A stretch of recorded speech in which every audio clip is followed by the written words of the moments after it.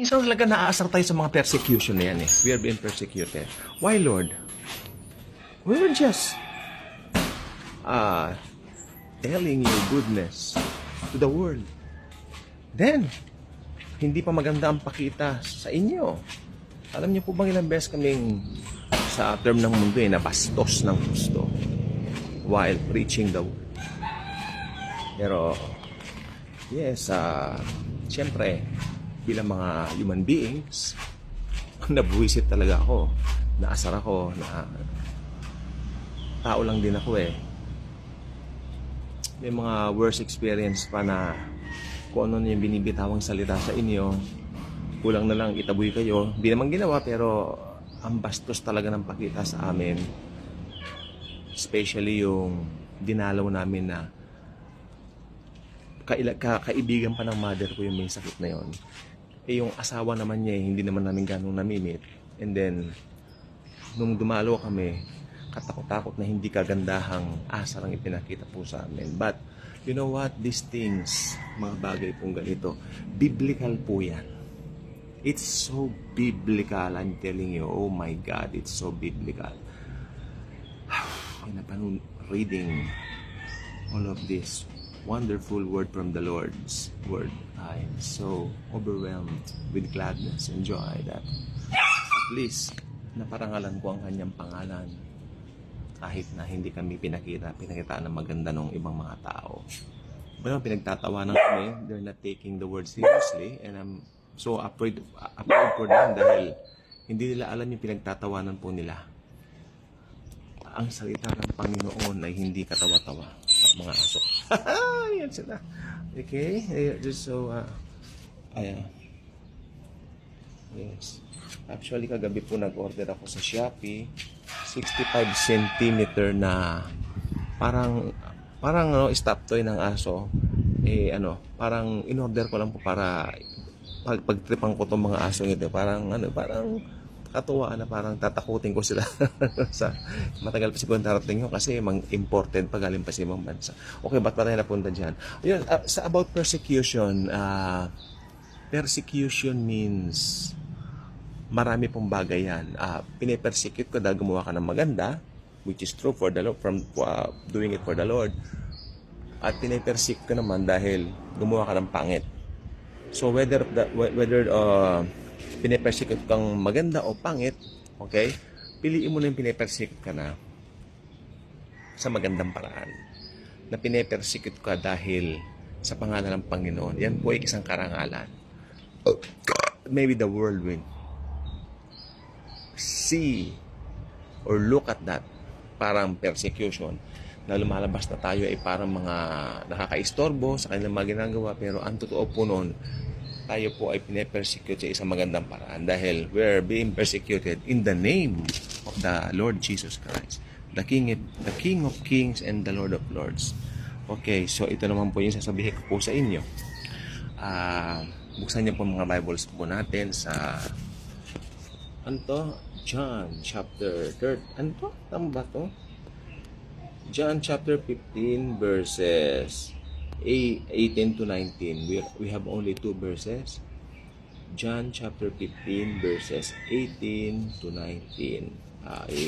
Tatapak to sa Bible itong camera ng cellphone para if the world hates you, you know that it hated me before it hated you. If you were of the world, makinig mo mabuti. If you were of the world would love its own. Yet because you are not of the world, but I choose you out of the world, therefore the world hates you. Sabi ng Panginoong Jesucristo, to paraphrase it in a very easy manner, sabi niya, kung kayo ay taga-mundo, makikinig ang mundo sa inyo, at hindi magagalit ang mundo sa inyo. Sapagkat kayo nga ay taga-mundo. Ang mga taga-mundo, pag nagsalita yung mga yan, makikinig ang daigdig sa kanila, sapagkat taga-mundo nga sila. Since kayo hindi taga-mundo, kaya galit ang mundo sa inyo. Simple lang pong ibig sabihin yan. Pag ang dala talaga natin, mensahe ni Jesucristo, marinig lang nila ang pangalan ni Jesus, Parang alam na nila, Bible study yan tungkol sa gano'n. Alam niyo, most Filipinos, mahal naman si Jesus. Mahal nila si Jesus, pero wala silang personal na relasyon. Mahal nila si Jesus dahil doon sa kinagis ng relihiyon naman, itinuturo naman siya. Pero hindi tinuturo yung tinapos niyang gawa sa krus. Kaya kung meron tayong madaling ma-evangelize yung mga Catholics, sapagkat lahat naman po tayo ay believe galing diyan, di po ba? So madali po silang ma-evangelize, madaling madala sa Lord. Hindi na po magiging hesitant yan na makikipag-away pa sa'yo. Basta most of the Catholics na aking sineran, pag sinabi kong makinig, nakikinig po sila. So kung gusto niyo pong maka-evangelize ng marami, mga Catholics po talaga ang candidate na ma-born again. Okay? So yan po ang payo ko po. No? So let's share the love of Jesus. Dahil talagang napaka-importante po talaga nito. So, yung mga name-persecute, hayaan na po natin. Dahil sabi nga po ng Panginoong Hesukristo, yan po ay part na talaga ng ating journey as believers. Kasama po dyan. Alam nyo, ewan ko ilang days ago, napanood ko po sa YouTube yung buhay ni Apostol Pablo, Apostle Paul. I think last Sunday yun nung pinanood ko siya. O last Sunday, sa YouTube. Nandun po siya eh. Pwede ko pong ibigay yung link dito. Sige po, ibibigay ko yung link sa baba niya later. Ano siya? Magandang movie po siya. 1.5 hour. Nandun po yung una pinapersecute niya ang church, no? Siya ay persecutor ng church. Later on, the Lord appeared to him while on his way to Damascus to persecute Christians there. Sabi niya, "Why are you persecuting me?" Makinig po mabuti. Anong sabi ni Jesus kay Paul? "Paul, why are you persecuting me?" So, ganun din po tayo. Pag pine-persecute po tayong mga born again, tayong mga Kristiyano, ang pine-persecute po, hindi po tayo eh. Ang pine-persecute si Jesus. Pag pine-persecute tayo, ayaw makinig sa atin ng mga tao. Ang pine-persecute po, hindi tayo, kundi si Lord Jesus. So, okay lang po. Sa pangalan ng Panginoon, napakasarap pong maparangalan ang kanyang ngalan, no? Na tayo ay nape-persecute, na pagsasalitaan.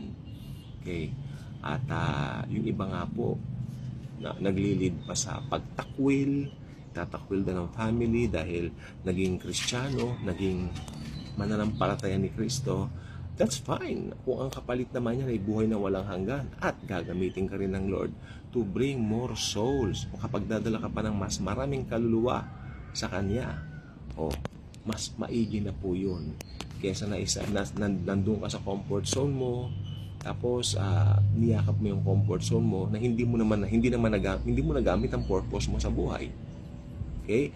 Tanging ang purpose mo sa buhay, makikita mo lang pag nakilala mo si Kristo. Again, you can only see your purpose in life when you got to know the Lord Jesus Christ. Paano yung mga successful na mga unbelievers? Well, I don't think they have a purpose. Masipag lang sila kaya sila umasenso. Hanggang doon lang. Pero wala silang purpose sa buhay. Ang may purpose lang sa buhay yung mga naki-Christ. Sapagkat nandun yung leading ng banal na espiritu. Ang purpose ng Kristiyano, ipahayag ang kabutihan ng Diyos sa pamamagitan ng kanyang anak na si Jesucristo na namatay sa krus para ialay ang buhay sa lahat ng tao sa mundo. Na ang sino mang maniniwala sa Kanya ay magkakaroon ng buhay na walang hanggan. That's the purpose of life. If you don't have Jesus, sad to say, you really don't have a purpose. Sabi nga nung dating pastor namin buhay ka pero patay ka.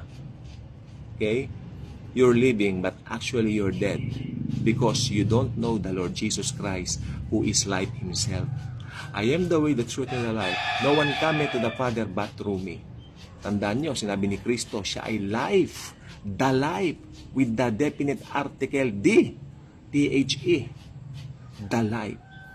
Well, if the life of Jesus lives in us, therefore, we have that life indeed. So maraming pong salamat sa panonood po ninyo sa ating pong channel.